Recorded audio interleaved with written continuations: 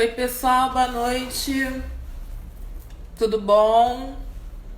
Boa noite, Samuel. Boa noite, Tiffany. Boa noite, Beta. Tudo bom? Sejam todos bem-vindos. Esperando o Pedro entrar.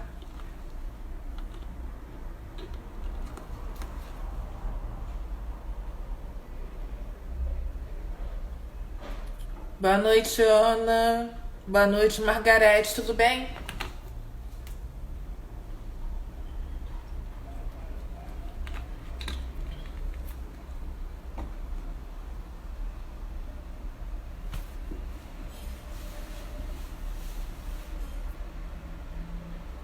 Oi, Ilze.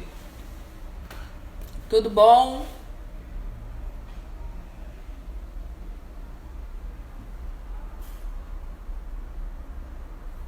Tá frio aí, gente? Aqui tá frio, eu tô de meio. Tá muito frio aqui.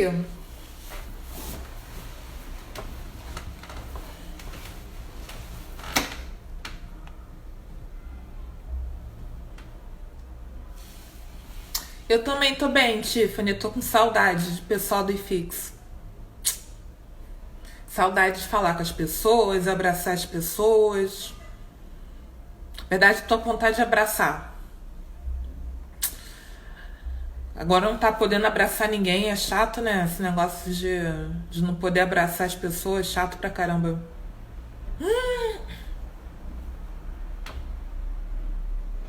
Quando acabar isso, eu vou abraçar todo mundo. Sinto muito, mas vou abraçar geral.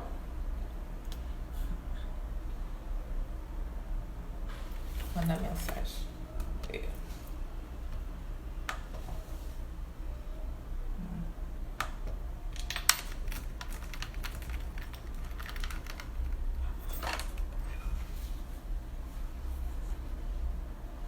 É, faz falta, cara, abraçar, beijar.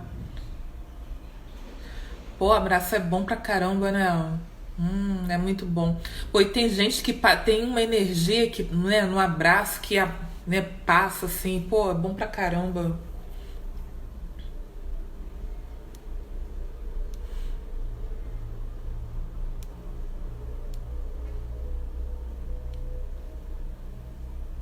Boa noite, Sheila.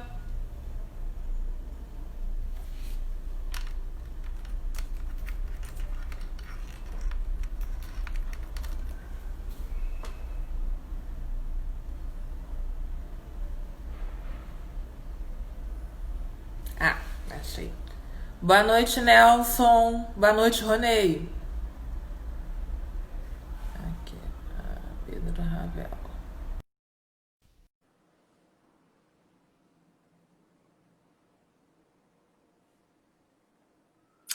Ah, nossa, olha o óculos do Pedro. Peraí que eu Caraca, tenho que que fazer. massa, Pedro.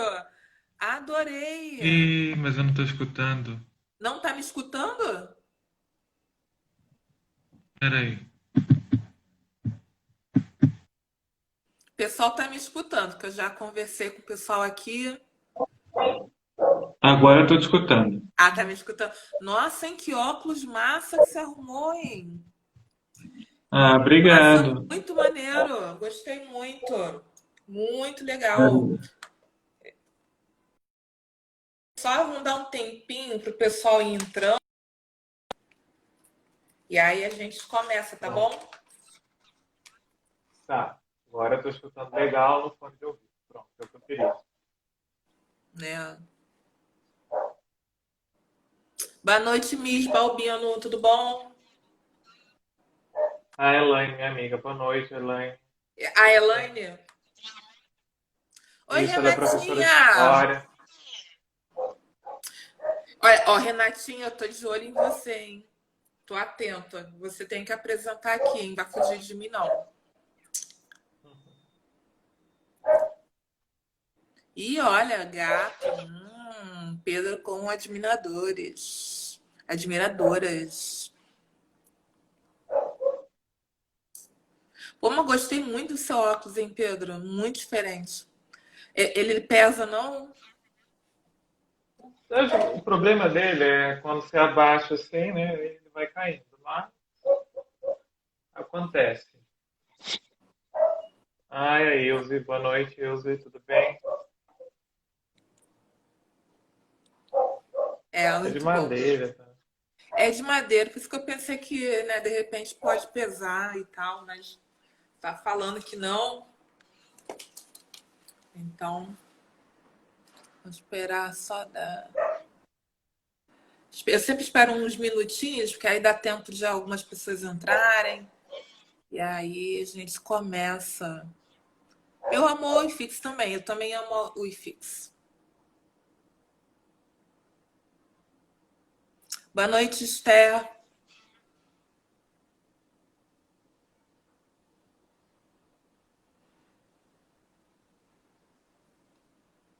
Tudo bom, É, a ideia é Esther? essa, né? Deixar crescer. Quer dizer, já estou deixando crescer, já tem mais de um ano, né? Então, É, tá grande de cabelo mesmo. a ideia é essa, né? Quero Uhum. ficar. Ah. Legal. Muito bom. Muito bom. Então, acho que já são 6 e 6. Tá, acho que agora a gente pode começar. Vou até marcar aqui o cronômetro. Então tá, que eu vou começar. Ó, oi, pessoal, boa noite. Meu nome é Patrícia, eu sou funcionária do gabinete da direção do IFIX. Eu trabalho diretamente com a professora Suzana, que é a atual diretora, e hoje eu estou aqui para apresentar mais uma live da nossa série Minha Pesquisa em 40 Minutos. O objetivo da série é justamente os alunos de pós-graduação dos nossos programas, né, apresentarem suas pesquisas numa linguagem simples, uma linguagem acessível.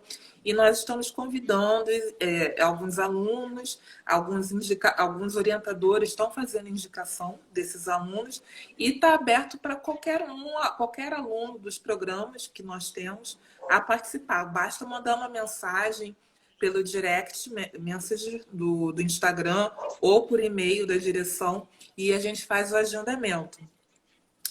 Nós temos atualmente 3 programas de pós-graduação no IFIX, o programa de pós-graduação em filosofia, o programa de pós-graduação em lógica metafísica e o programa de pós-graduação em sociologia e antropologia. E hoje o nosso convidado é o Pedro Ravel, que é doutorando do PPGF, que é o programa de pós-graduação em filosofia. Ele tem a pesquisa dele, o título é A Razão Silenciada, uma crítica ao homem da razão. Primeiro, Pedro, quero muito te agradecer pela sua disponibilidade, pelo seu desejo em participar. E estou muito satisfeita assim, em vê-lo aqui e posso dizer tranquilamente o nome da direção, que é uma honra ver a sua apresentação aqui.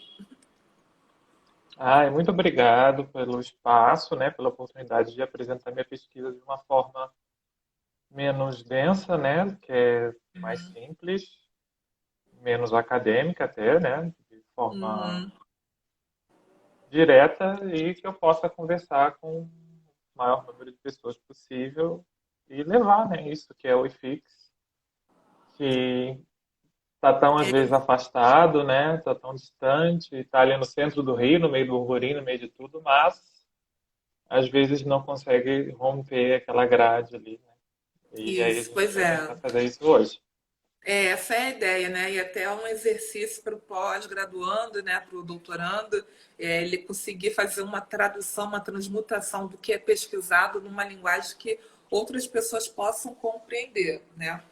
Então, vou perguntar para você, eu queria que você falasse agora um pouquinho da sua trajetória acadêmica, onde você fez a graduação, o seu mestrado, em que área que você estudou. Então, a minha vida foi toda no IFIX, né? Estou no IFIX desde os 21 anos, atualmente eu tenho 30.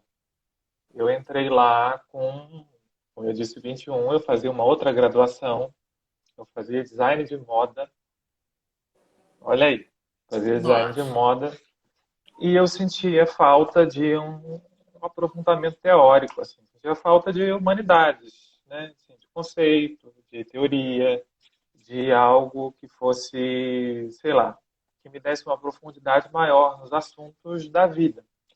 E aí, na época do design, eu fiquei muito em dúvida se eu fazia artes visuais, né, assim, se eu fosse para Belas Artes, também ia me dar mais profundidade, e tinha tudo a ver com design, obviamente, ou se eu ia para filosofia.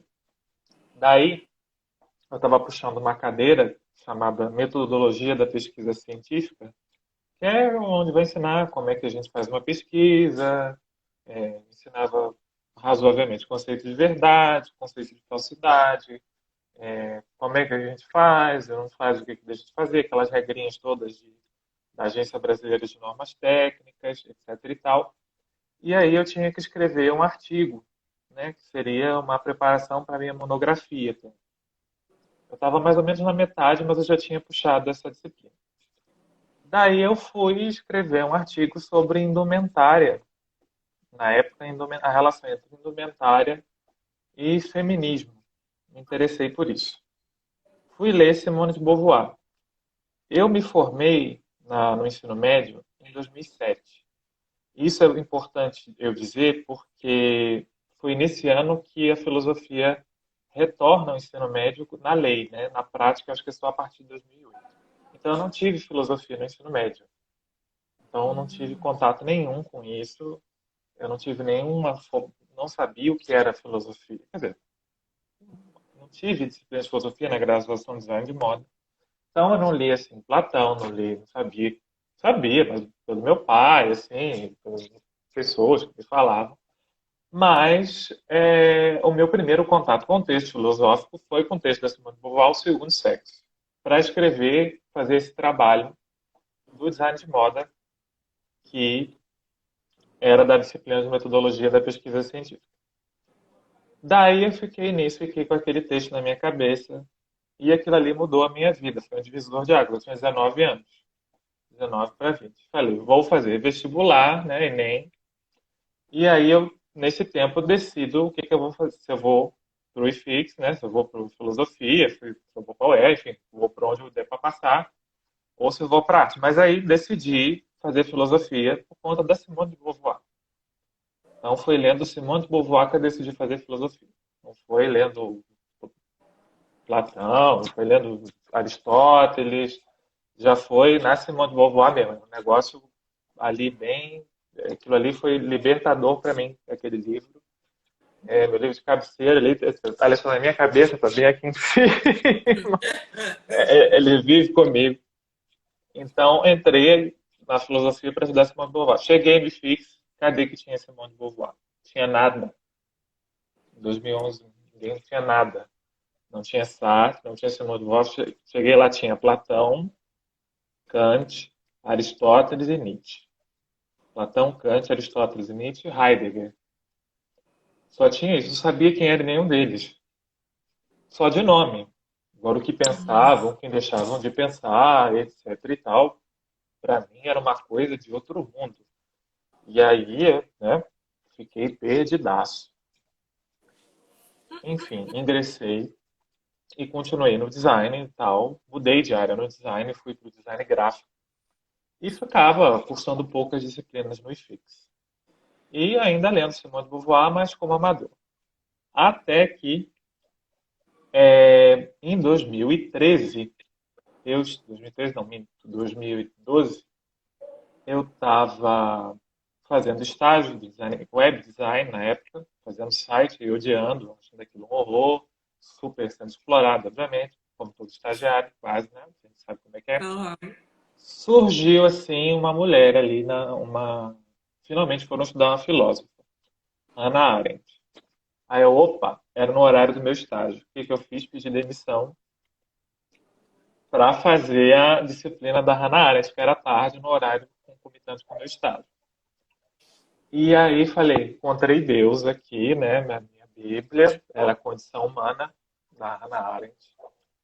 E junto da Simone de Beauvoir viraram assim as minhas mães da filosofia.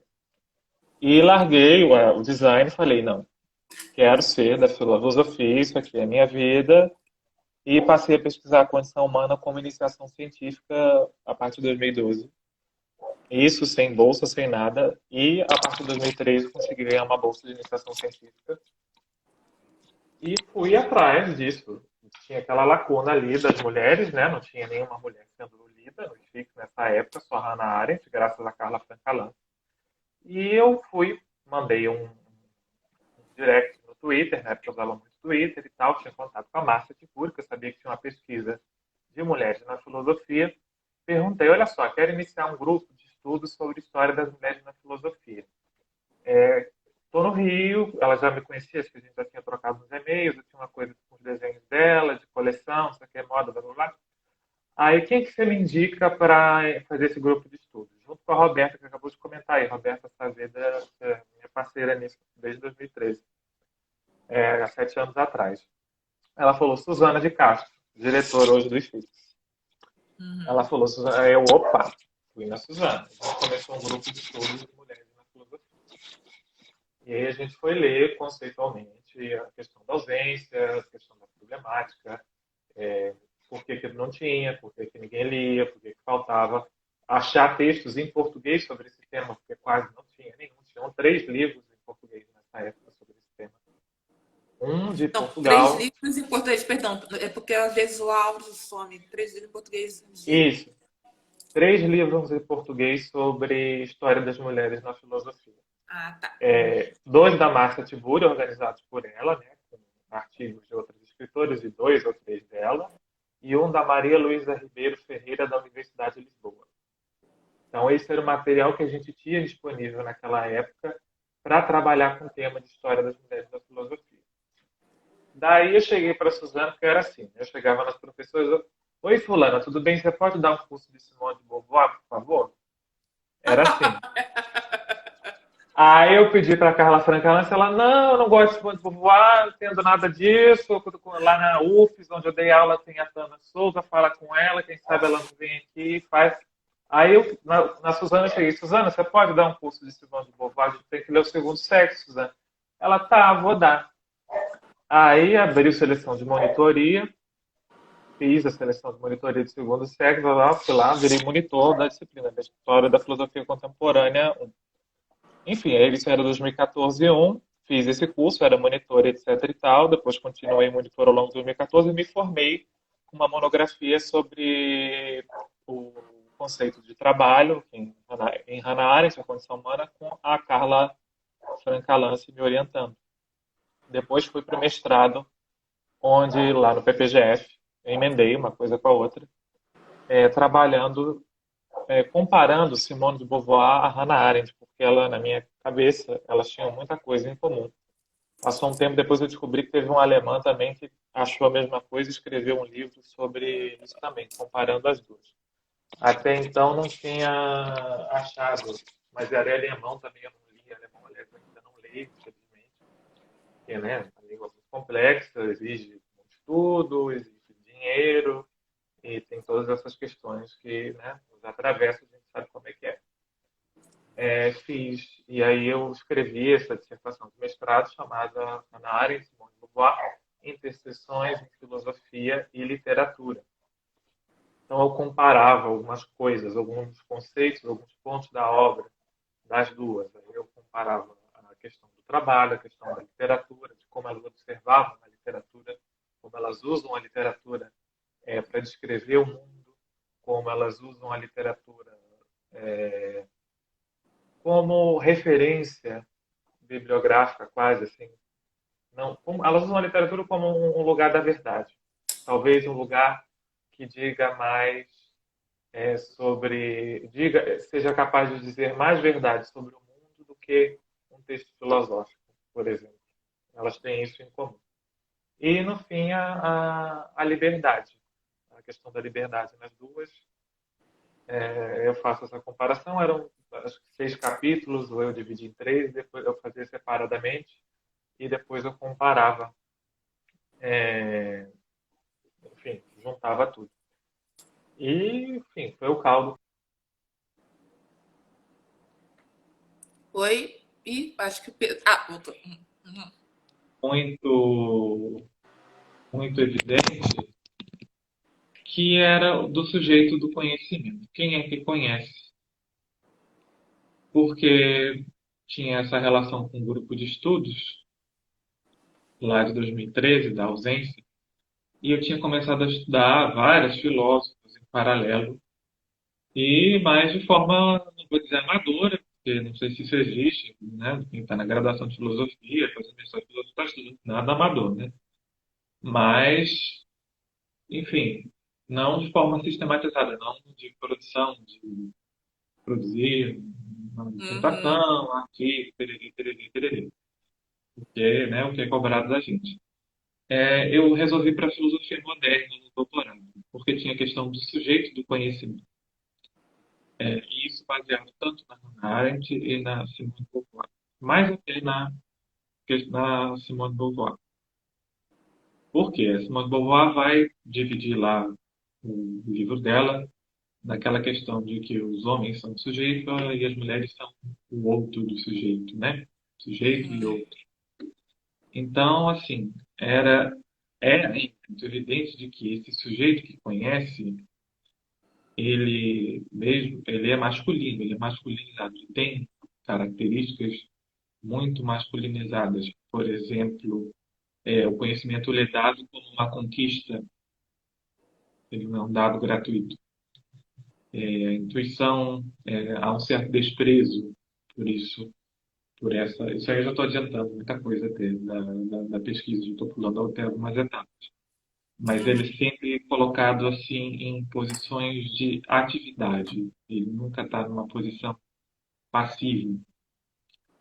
E como é que eu posso explicar isso de uma forma bem, agora mais organizada?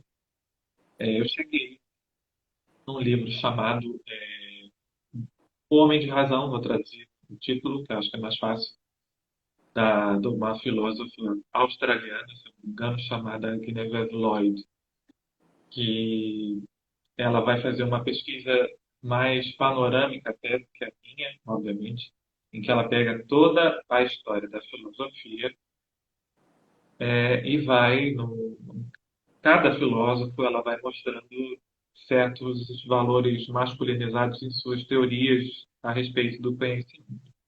Até que ela chega no Descartes.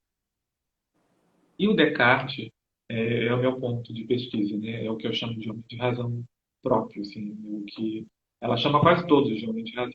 O homem de razão dela está no plural, são os homens, né? De razão. Eu me foco no Descartes por algumas razões específicas. Primeiro, pela capacidade que o sujeito, o que ele faz na modernidade, ali, né, no século XVII, a reviravolta que ele faz, que é muito importante, evidentemente, e tem várias questões importantíssimas, inclusive da própria liberdade que ele conseguiu dar às pessoas de pensar, né? Porque a partir do momento em que ele diz que eu penso, logo sou, e que o corpo não importa, etc e tal, ele fala, olha, todos somos aptos ao pensamento, independente de gênero, raça. Essa é uma mensagem muito importante do Descartes.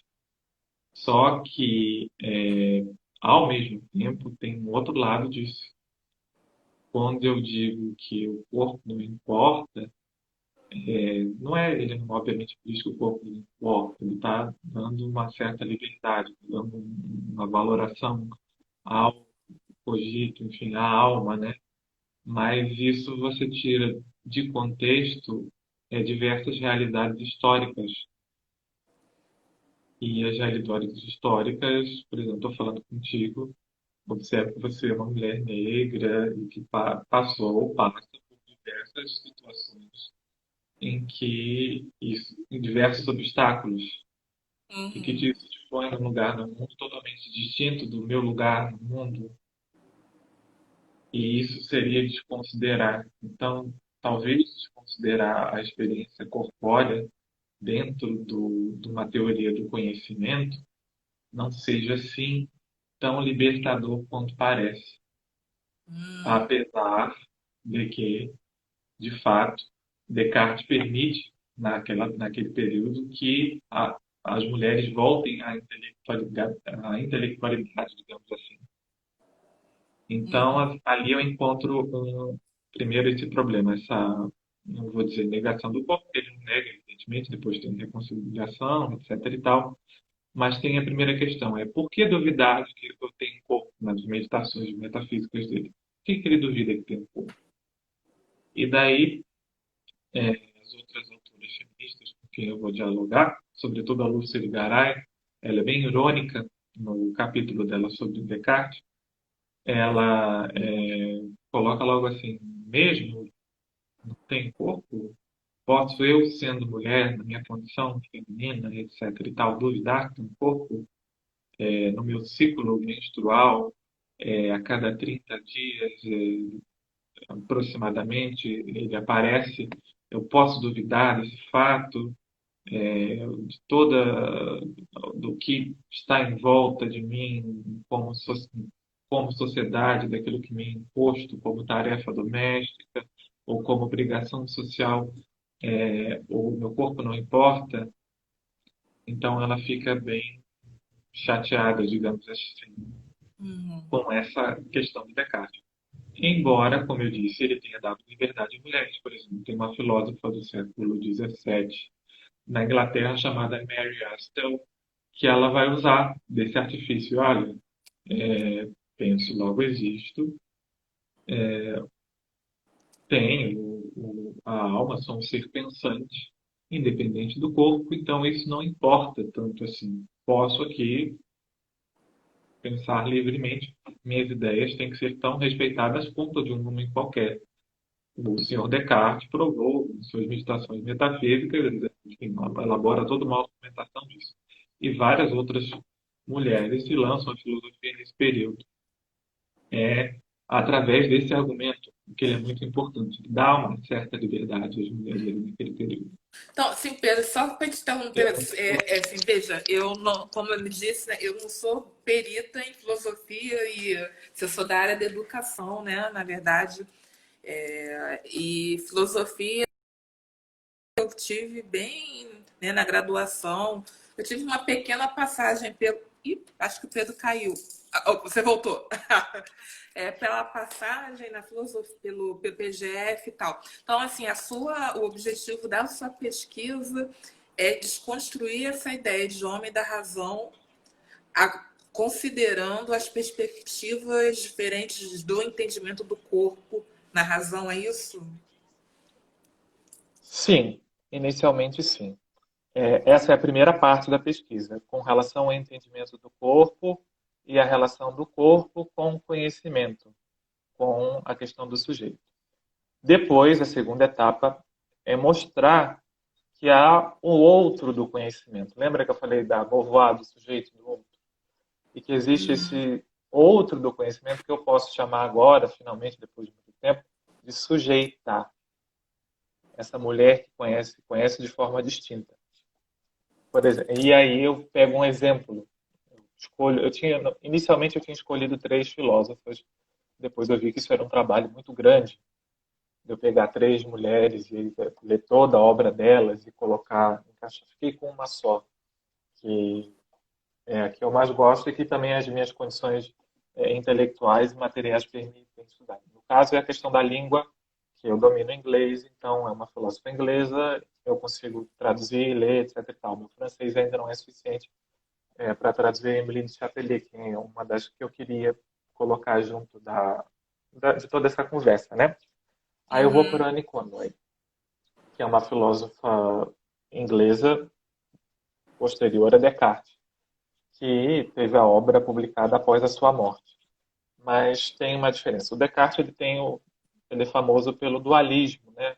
A gente chama de dualismo cartesiano. Dualismo é corpo e alma. A gente hoje chama corpo e mente, mas respeitando o vocabulário dele, na época era corpo e alma, não era corpo e mente. Então, hoje a gente fala mente, mas até para entender melhor. Então, a equivalência seria mente, mas dentro ali do Descartes é alma.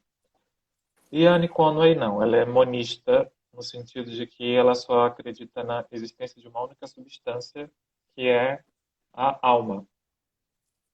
Ela diz que corpo e alma é uma mesma coisa, como se fosse o corpo, como se fosse um contínuo. Eu tenho uma mesma coisa e o corpo está para um lado, a alma está para o outro, mas eles são uma coisa só. E o corpo é como se fosse a alma mais densa. A alma muito densa fica corporificada. E conforme ela vai perdendo a densidade, ela vai deixando de estar tão estreita, ela se torna mais alma, mais fluida, mais etérea, talvez. E daí, ela, por exemplo, começa o seu tratado bem diferente dos outros tratados de filosofia da época, que sempre começam pela questão. Sempre não, mas quase sempre pela questão das substâncias. Quer dizer, ela começa pela questão da substância, mas pela questão do conhecimento. Ela não se trata de uma meditação. Eu diria que se fosse equiparar com a obra do Descartes, ela está ali mais para os princípios do conhecimento do Descartes do que das meditações metafísicas. No caso do Leibniz, estaria para a monadologia, do Spinoza, ok, está ali dentro da ética do Spinoza, seria equiparando assim esses tratados todos. A obra dela, a única obra dela, né, que é os princípios da filosofia, os princípios da primeira, da mais antiga, a moderna filosofia, estaria, se eu pudesse dialogar e colocar, equiparar, começa dessa maneira. Mas começa de uma forma muito diferente. E começa diferente por quê? Porque tem uma proposta ali ética e política diferente de qualquer outro tratado elaborado pelos filósofos da época. Ela começa com a seguinte questão: de que maneira conceber a Trindade, a Santíssima Trindade, sem ofender judeus, muçulmanos e cristãos? E aí, por que essa é a primeira questão dela? Essa é a minha pergunta. E é a pergunta que eu me proponho a responder. Por que essa é a preocupação dela principal? Elaborar um tratado sobre isso, que não ofenda a nenhuma desses três povos. E ela afirma, sendo que não há garantia, não há garantia, não há evidência dessa trindade na Sagrada Escritura. É um tratado do que a gente chama de metafísica, né? Da ciência do ser, etc. e tal. E depois é um tratado sobre conhecimento também. Ela vai elaborando, essas coisas se misturam. Então ela começa por aí, diferente, por exemplo, do Descartes, que vai começar agora, não lembro qual é o primeiro. Sim, das coisas que posso duvidar. Ele começa pela dúvida, o Spinoza vai começar em Deus. Só no sétimo, eu não lembro se é o sétimo artigo, acho que é no sétimo artigo que ele vai falar em Deus. Ela já começa direto por Deus, mas não pela questão da fé, e sim pela questão política que aquilo envolvia. Porque ela percebe os conflitos surgindo, né, os conflitos que já haviam surgido nas cruzadas, mas ela percebe uma necessidade de unidade, de unificação ali, de demonstramente como esse conflito é falso, como aquilo ali é falso. E daí ela elabora tudo aí. E por que eu aposto? A gente diz, assim, quem pesquisa Conway, a Sarah Hilton, que é a principal pesquisadora dela, que redescobre ela nos anos 90, diz que tem um amor mundial em Conway. Né? E aí a gente tem alguns estereótipos associados ao feminino, isso da grande mãe, etc. e tal. Mas é interessante pensar isso a partir de uma perspectiva de um outro que conhece.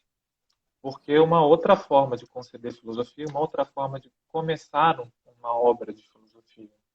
Por que ela começa dessa maneira e não de outra? E não de uma outra. E por que ela aglutina o corpo e a alma numa coisa só?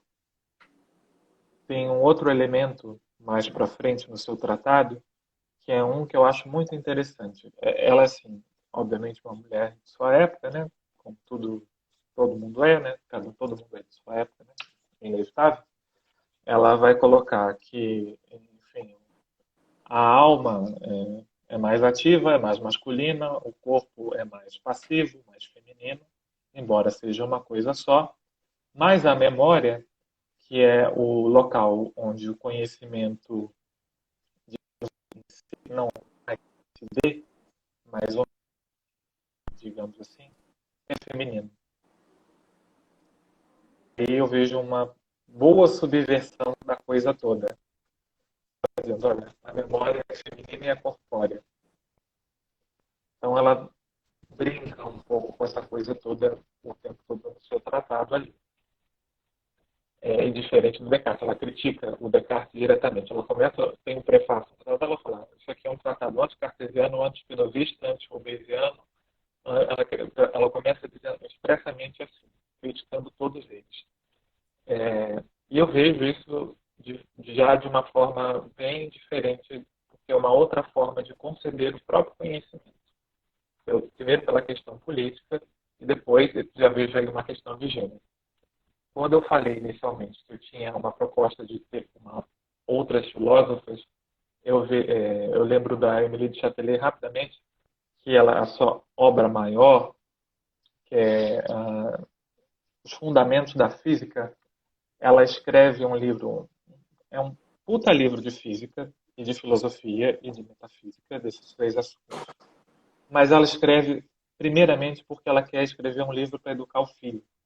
Ela diz, olha, eu não encontro obras que sejam suficientemente boas, até um pouco arrogante, né, da parte dela, mas também muito interessante, sobre o tema, e eu preciso escrever um aqui para educar o meu filho. E ela escreve dedicando o filho. Ela começa, meu querido filho, você está no crepúsculo de sua razão e você já será atormentado pelos deveres de sua classe e pelas paixões da vida. Então aproveite bem essa idade, etc. e tal. Então eu começo a elaborar uma obra só para te educar. Então assim, é uma forma totalmente diferente de escrever um trabalho de filosofia. Então assim, ela não está ali para discutir com, embora ela faça discussão com os acadêmicos e ela lute pelo espaço da academia, essa outra filósofa, Emily de Châtelet, a primeira preocupação dela é a preocupação com a educação do próprio filho. Então, assim, isso é totalmente distinto de refutar os céticos, de brigar com a academia, de brigar com a própria infância. Pedro, eu acho que o seu microfone ele tá falhando, porque tá cortando o áudio um pouquinho. Às vezes eu acho que ele some, porque eu não sei qual microfone que está funcionando, se é o do celular ou se é ou se é esse que eu comprei hoje. Eu acho que é o do celular que tá funcionando. É porque às vezes esse eu acho que tá parando. E aí corta um pouquinho algumas falas. Enfim, a minha questão é demonstrar que há um sujeito do conhecimento marcado pelo masculino, há um outro do conhecimento marcado pelo feminino. Só que esse outro não deve ser menosprezado. Pelo contrário, a gente tem que acabar com essa visão essencialista que esse outro ele é uma porcaria, que ele é uma droga. Pelo contrário, as suas características têm que ser colocadas no jogo, num jogo filosófico e valorizadas. A gente não tem que jogar fora isso que a gente entende há séculos, há milênios, como feminino, assim, beleza, vamos nos emancipar. Uhum. É como mais ou menos, tem uma coisa que a gente dizia na época, isso da faculdade de moda. As mulheres vestiram calças, né, para ir trabalhar, mas os homens nunca botaram saias. Então, assim, as mulheres conquistaram os valores, saíram para o mercado de trabalho, mas os homens nunca entraram nesse lugar do feminino e desses valores femininos que são importantíssimos. Isso, obviamente, tem toda a corrente do ecofeminismo que está aí trabalhando com isso. Não é o que eu estou trabalhando propriamente dito. Eu estou trabalhando com epistemologia feminista, teoria do conhecimento feminista. Então, assim, o debate ele é bem complexo, porque apesar dele estar na filosofia moderna, eu estou discutindo, às vezes, com autoras da contemporaneidade. Então, tem toda uma briga conceitual, tem uma briga com as pessoas que estudam filosofia moderna, e aí tem uma briga com o pessoal da teoria feminista atual, tem uma briga comigo mesmo, tem diversas questões. Uhum. São debates internos das áreas, né, Pedro? Isso é muito comum. Você falou que está usando, a sua base teórica, né, está assentada em três autores. Eu não tenho certeza se eu peguei os três nomes. Você tem como repetir? Sim. É a minha base, assim, implicitamente, quer dizer, implicitamente não, explicitamente, está na Simone de Beauvoir, está na Hannah Arendt, são as gêneses da coisa. Tá, eu posso até citar a parte da Hannah Arendt, o livro específico é A Condição Humana, o capítulo onde ela fala do processo de alienação do mundo. Eu não vou lembrar agora o número, mas é o título, se eu não me engano, é isso, o processo de alienação do mundo, onde ela vai falar, onde ela vai fazer uma crítica ao sujeito cartesiano. Ali, esse é um deles. A Simone de Beauvoir, a questão do sujeito e do outro, é o segundo sexo, quase inteiro, introdução, o início do segundo sexo, né, do volume 2. Agora, da teoria feminista contemporânea, temos Lucy Irigaray, que é o espectro da outra mulher, o espectro da l'autre femme, esse ali, o capítulo relacionado a Descartes, o The Man of Reason, da Guinevere Lloyd, e o The Flight to Objectivity, da Susan Bordo. Susan São, Boyle. são esses as três autoras específicas com quem eu estou. Essas três, tirando a Hannah Arendt e Simone de Beauvoir, são as que me dão o grosso, né, o embasamento teórico necessário. Tem ainda uma quarta que eu ainda não tive, não li ainda mais aprofundadamente, que é a Rose Braidotti, essa que é uma italiana e que escreve em inglês, que tem um livro chamado Subjetividade Nômade, e também elabora algumas críticas também de gênero ao Descartes. Então, a partir daí, são essas que eu faço. Agora, infelizmente, eu acho que ainda tem uma certa escassez desse outro, essa outra parte ainda é muito escassa, porque a própria Simone de Beauvoir, ela é muito crítica às outras mulheres. Ela passa o segundo sexo inteiro quase criticando todas, Uhum. todas assim. Ela só valoriza a Virginia Woolf, a Colette, só sobra isso. Assim, eu fico perplexo.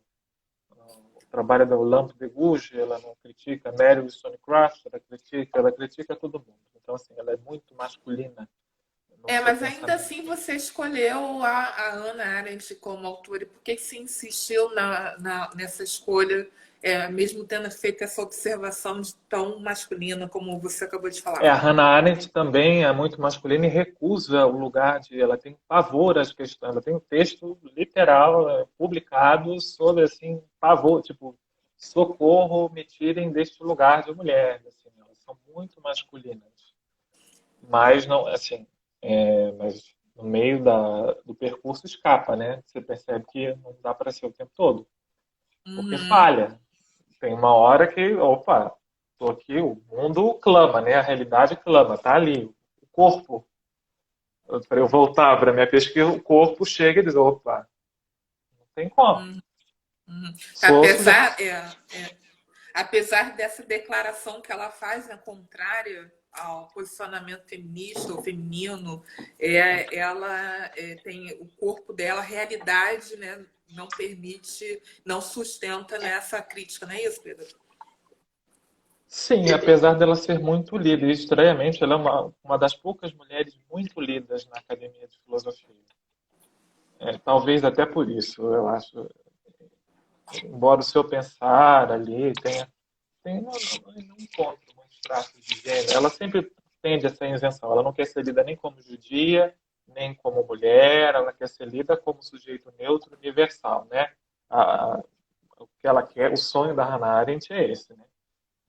Não sei se Uhum. concretiza. Eu acho que Como não. Eu tendo a ler que não. Eu prefiro ler acha que que não. não? Eu leio, não, porque eu leio ela como uma judia, assim, terrível. No sentido de ela é muito judaica e nem percebe às vezes que ela é. Depois eu fui estudar judaísmo e eu fui ver, nossa, mas isso aqui é Talmud puro, isso aqui é pensamento judaico puro, é religiosidade Uhum. judaica pura. Ela nem percebe que está sendo, às vezes, dentro da própria obra. Porque Uhum. está incrustado já, isso está dentro da gente. É quase aquele ato falho que está ali, né? A gente, né? Acontece, igual que às vezes, né? vira e mexe, a gente comete um ato machista, vai lá, reproduz um ato racista, faz um. Está tão social, está ao nosso redor, então reverbera na nossa própria obra. E isso acontece tanto com a Hannah Arendt, mas sobretudo Uhum. com a Bombay Entendi. em relação ao Pedro, eu estava conversando até com um amigo, que ele é seu colega, né, do PPGF, e ele fez uma recomendação que eu achei excelente. Tem um filme chamado Pontos de Mutação. Ele está no YouTube.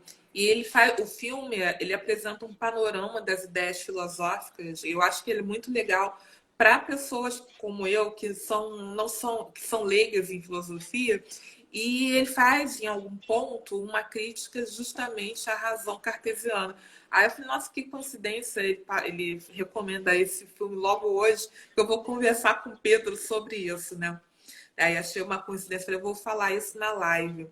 E Pedro, assim, nosso tempo já está quase acabando, a gente está falando já tem um tempo, vou fazer uma pergunta. Como é que você decidiu escolher esse tema? Qual foi a sua motivação para o tema?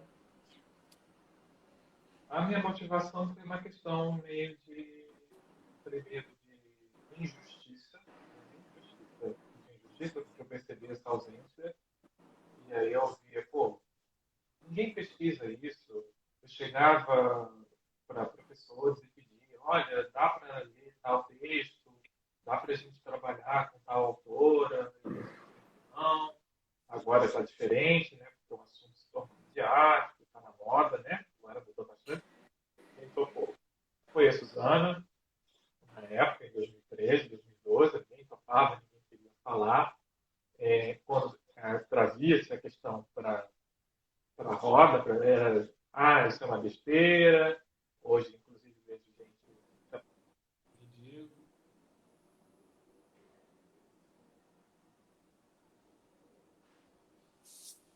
Oi?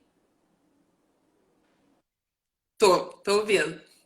Ah, tá, porque entrou uma ligação no meio. Ah, tá. Uhum, tô ouvindo. Aí tinha essa questão da injustiça. Eu falei, por que eu não vou usar o meu lugar de pesquisador para pesquisar esse tema?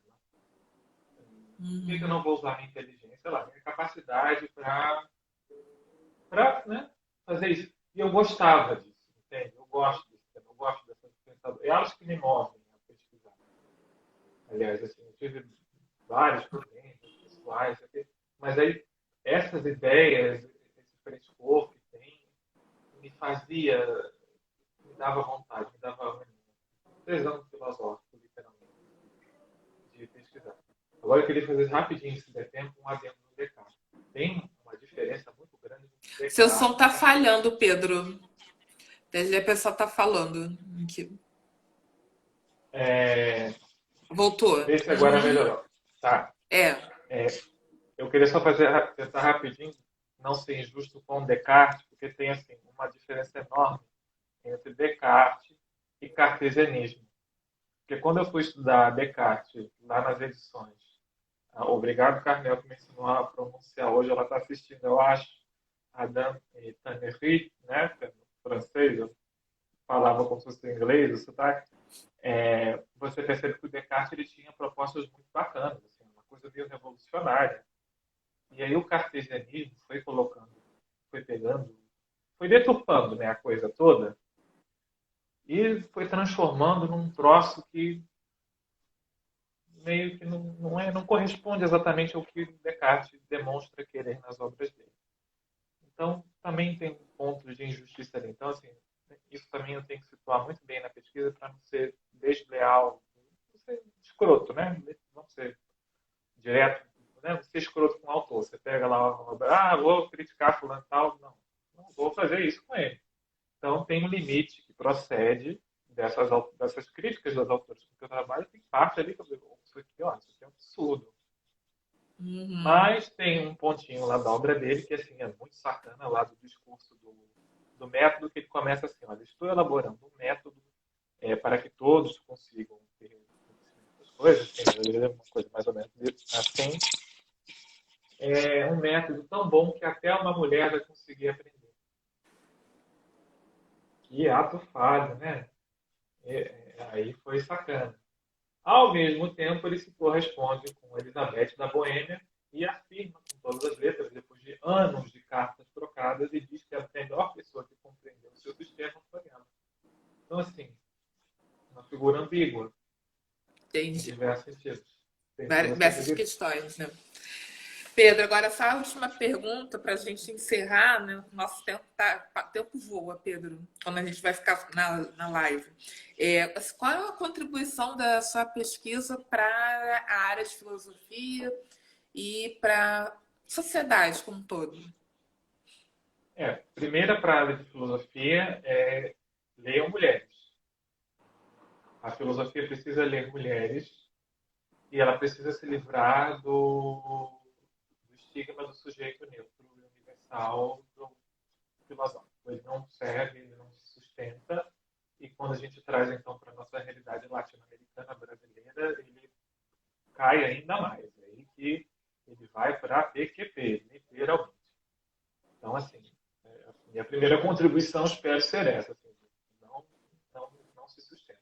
Não deixa ele para lá, a gente tem que estudar ele sim, óbvio, mas como uma invenção histórica, como algo que estava ali, que foi importante, mas que agora a gente pode partir para outra, né? Agora, e para a sociedade como um todo, aí tem até uma questão de filosofia da ciência, que é também da neutralidade do sujeito, que entra na questão da ciência. Não existe isso. Isso é uma ficção. Isso é um falso ídolo. Aí é Beauvoir, de novo. Beauvoir que faz essas desmistificações. O cientista chega lá, ele está ali achando que, né? Olha, descobri aqui um novo, igual, por exemplo, essa semana saiu uma pesquisa, descobrimos um universo paralelo. Essa era a manchete.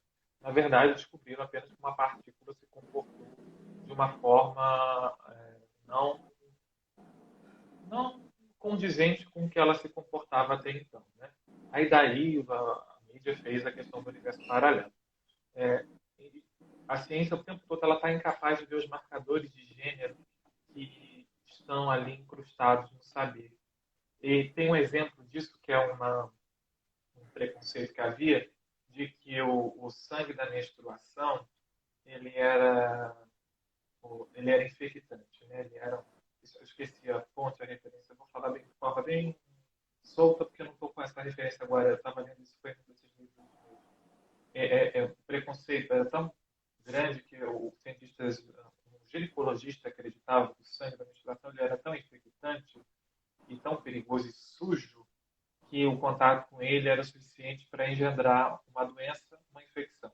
Enquanto ele desconsiderava que o verdadeiro fator que causava a infecção era o procedimento pelo qual ele retirava e colhia esse sangue. A contaminação se dava ali, no meio da seringa, com a falta de higiene, etc. E tal.